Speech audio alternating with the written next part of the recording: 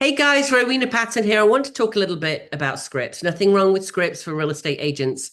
However, I want to encourage you to know your numbers because then scripts just become natural, right? They're not really scripts anymore. You're just telling the truth.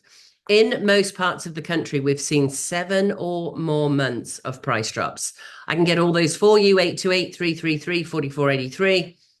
And what does it mean when you're seeing price drops, price cuts, as it's called in the real estate industry? But it just means that sellers are reducing the price of the house. They've probably had a good agent that's called them and said, listen, we haven't had showings. We're doing all of this marketing. We need to reduce the price. So what does 6, 7, 8, 9, 10, 13 months in some places mean in terms of price cuts? And why is that a leading indicator?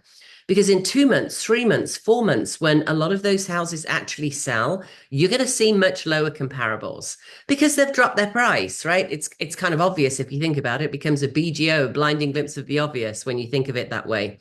All those houses have been price cutting, price cutting, price cutting, price cutting. And we're seeing levels that we haven't seen since 2017 at the bottom, right? So just know that. And it's not something a lot of people are talking about. So have a look at those price cuts and compare them.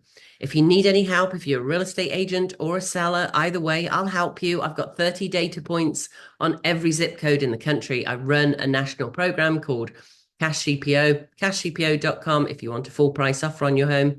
So I have to know all of these data points around the country.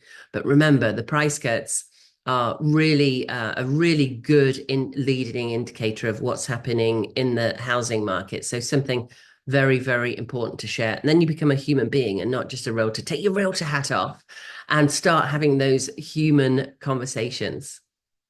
See you all soon.